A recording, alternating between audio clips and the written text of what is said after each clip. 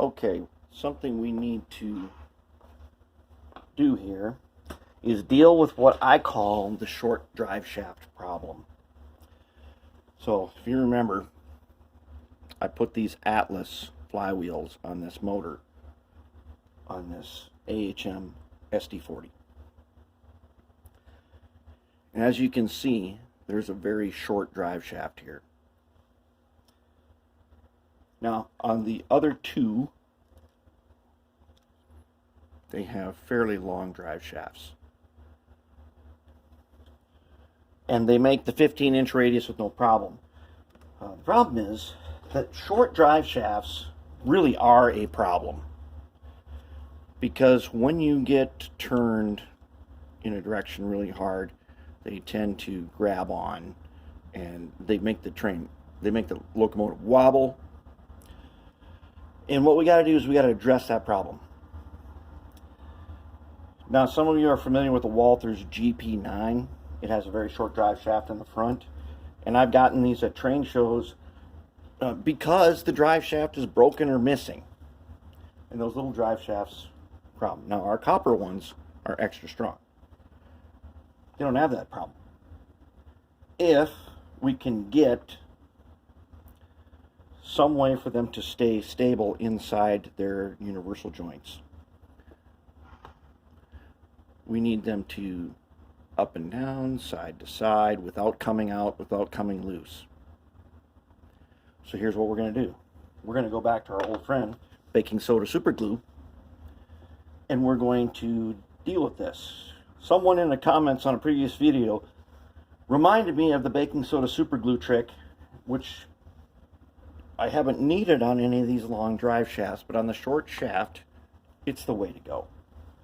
So here I have a short drive shaft, and I have already done baking soda super glue on the end of it. Essentially, I'm trying to replicate the ball joint on these dog bones, and I've done all kinds of different ways of doing this, but the baking soda super glue, it really is the easiest and simplest way to do this. So here's what we got. I got a pile of baking soda right here. I've already put a glob on this one of baking soda super glue, filed it down, and tested it in my U-joint. And it meets my specs here. I want it to be able to go all the way around, side to side, no binding, nothing stiff, nice and smooth all the way around. So I'm going to do one more side. You can do this on the long ones too. And especially you can do this when you are not, when you're just beginning and you're learning how to make these U-joints, or if you don't make them very often, this is a good way to go. So now I got a paper towel here. Whenever I'm using super glue, I have a paper towel. So I can start the glue. I can start the glue flowing on a paper towel. So here's what we do. Let's go ahead. Let's find a little scraper here. Let's see if we can use this file. Get a little pile. Alright, a little pile. Now, I'm going to drop a super glue on this. Nice big drop. I'm going to drop them into the baking soda. Okay, I'm going to do it again. I'm going to do it again.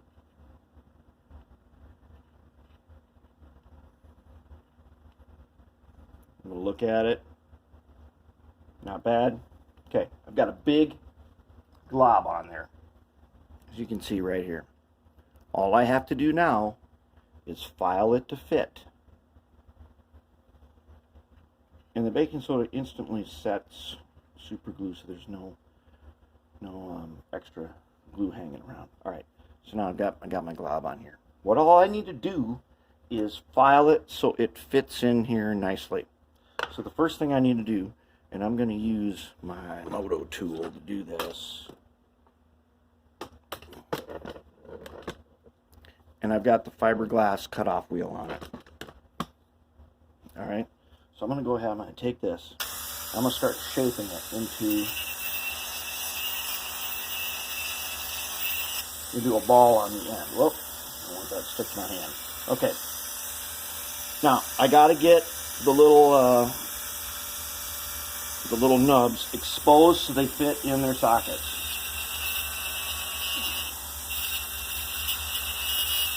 I'm going to get them exposed.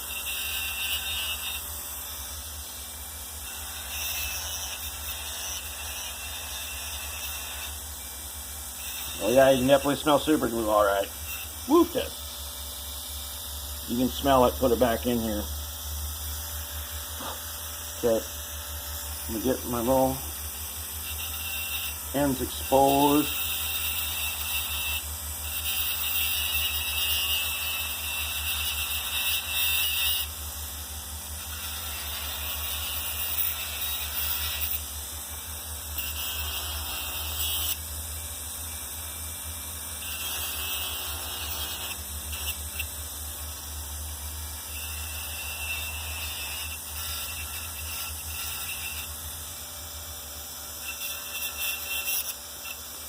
Get it smoothed out.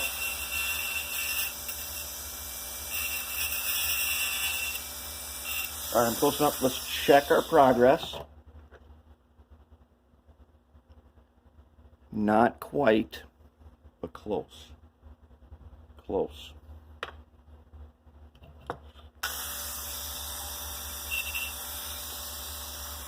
Put it down here on the table.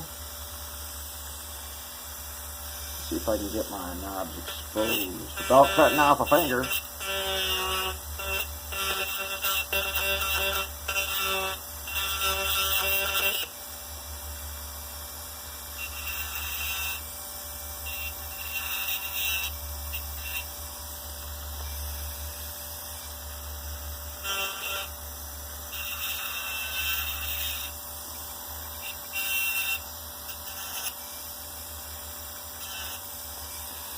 Getting pretty close.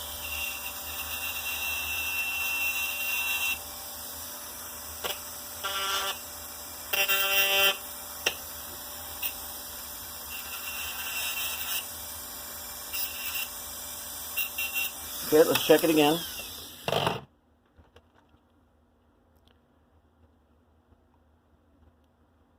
We are very close because I can force it in here. Now we've got to start shaping it, and by looking down in here I can see that I've got to get closer to the little knobs. So I'm going to take a little jeweler's file here. The jeweler's file cuts through this stuff pretty aggressively.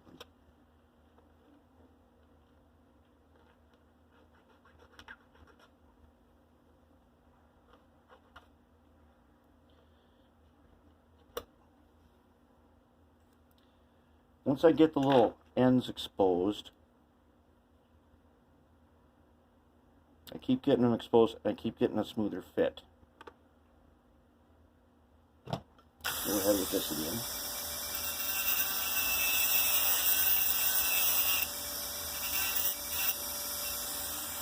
Short drive shafts are definitely a binding problem. And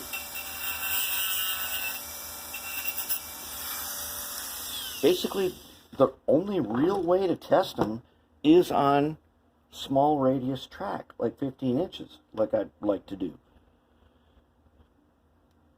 If they can make the 15-inch, then you're good to go. Now I'm getting very close. It's starting to feel smoother. But in here, it's got to feel totally smooth. I'm using the jeweler's file. I'm going to smooth this out. I'm going to end up with a little ball on the end over here, kind of. And it is going to... It's going to keep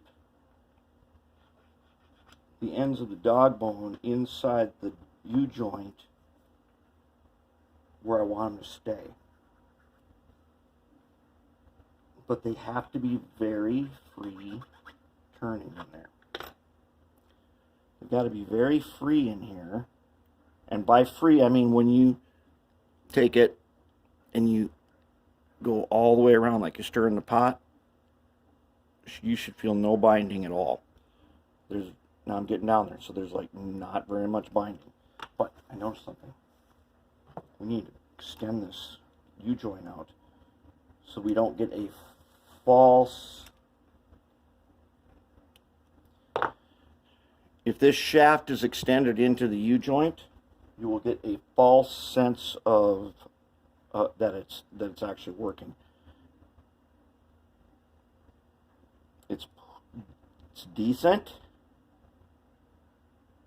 It's not quite there yet. I want to have no resistance anywhere around this thing, so I got to keep shaping.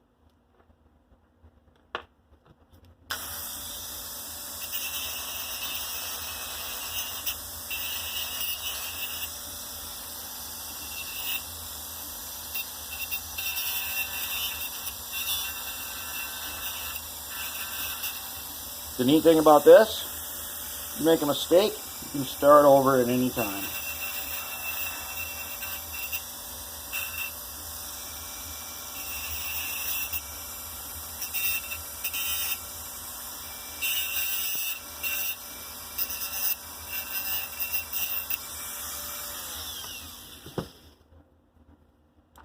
You can always put more super glue on and more baking soda, and okay, now we are almost there. Let's look in here. I've only got resistance in one part. And that part, we have to figure out where we're getting bound up here. It's right there. So we are hitting on something, which this time I'm going to use a file.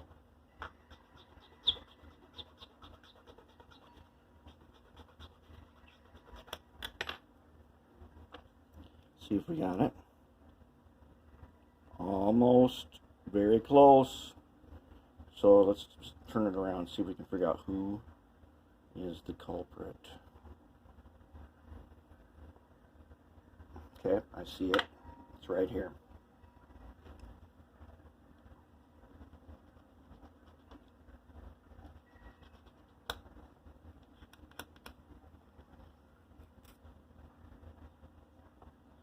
Not too bad.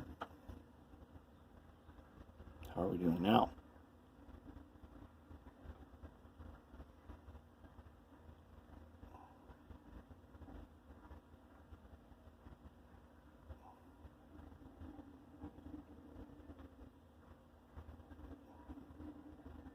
I think we're pretty close on this one. I think we're going to call this one good. Let's check it in the flywheel. Oh yeah. But will it stay? Will it slip out? By feeling it, I'm not feeling a bunch of slippage. Okay, that is our drive shaft. We're going to install it, and pretty quick here, we're going to be doing another test. But here it is. The copper drive shaft with the super glue baking soda trick to make ourselves a very strong and reliable little dog bone that's going to do the 15-inch radius. One other thing I did